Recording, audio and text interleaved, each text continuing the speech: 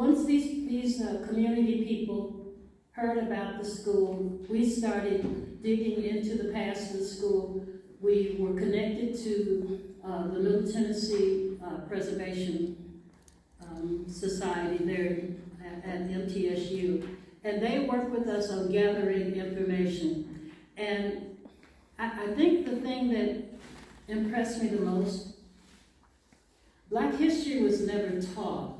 When I was in the 7th grade, we had Tennessee history, which I think still should be on the roster. But because you could ask children today, what's the state flower and the state bird of Tennessee, where they have lived all their lives and they have no idea. But this history that was never taught is kept.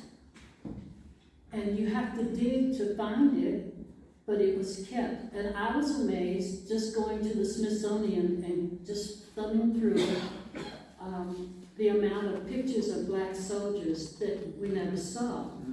And probably until about 5 years ago, I never saw pictures of Black people who fought in Vietnam, in Korea, the Black women in World War II who worked in the post offices, making sure soldiers got their mail, which really in turn supported soldiers in their mental health, because getting letters from home was a really big deal.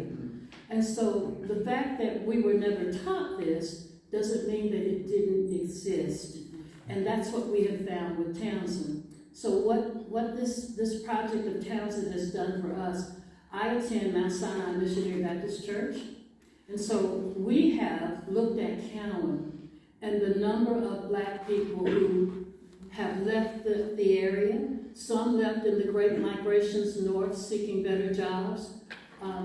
Some, more recently, as they had their children and their children go to school, they don't come back to Franklin County to work. And this, to me, is an indication of better opportunities. And better opportunities ought to be right here. We shouldn't have to send our children from where they grew up in order for them to have a lifestyle that they are looking for. But that's what it has done for me. So at Mount Sinai, we have started with our families, and we want them to trace back their histories and neighbors that used to live in Cowan. Because I can remember having street parties where we blocked out the streets, and people just came. I mean, loads and loads of people. And so you don't have that now. And when I look around in my church is not filled the way it was filled when I was younger. And a lot of it has to do with because our children don't stay here, they leave. So I think that it is important for Mount Sinai to preserve a history of the people who used to live in Cowan, and the characters that some of them were. And I'll end by saying this. Back years ago, when I was in high school and we did the play Our Town, I didn't realize back then that there are many Our Towns in this country. Our communities have a story to tell. And so somebody has to dig and find that story. And so I'm happy to be a part of that. Thank you.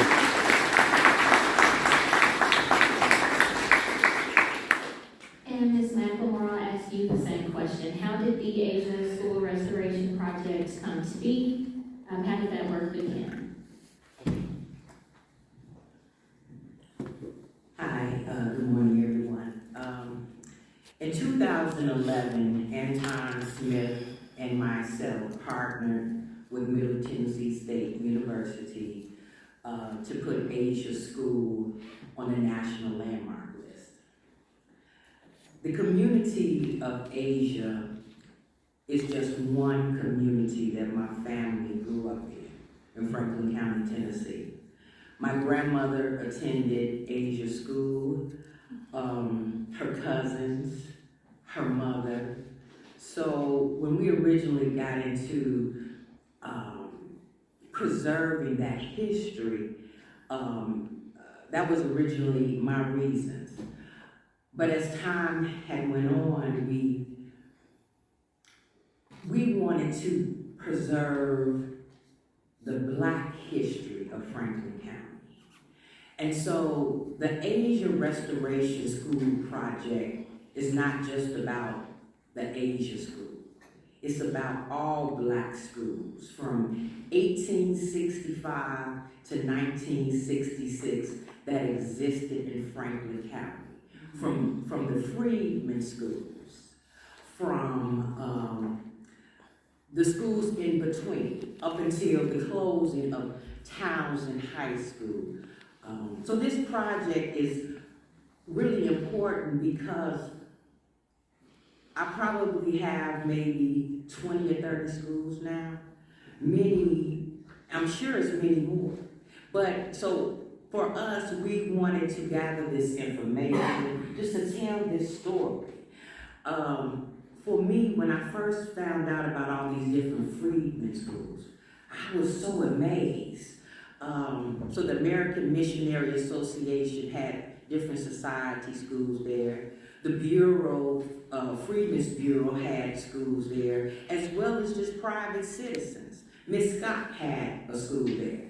There was also one school called Decker Color Station. And reading in the Freedmen records, Mr. Smith, whose son went on to become the pastor of Asia Church, spoke about how the Freedmen School was burnt down. And when it was burnt down, the people of the community came together to fix it back up. And so that just showed me how, no matter what was going on in that time, people continued to excel. They knew what they were up against, you know, but they yet still wanted to learn and be educated. So when we talk about D.A. Townsend, I call him the teacher's teacher. He had a freedmen school called Union Hall.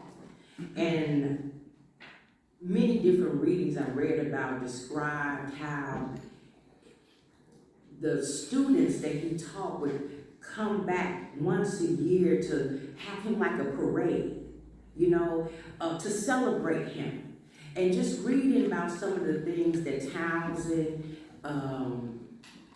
had done for the community, and one of his sons who was over the Baptist Institute that we call now, was called Roger Williams in that day, Madam C.J. Walker came. So these were these former slaves that you spoke about who were being entertained were multi-millionaires, the first Black woman millionaire. I was just amazed.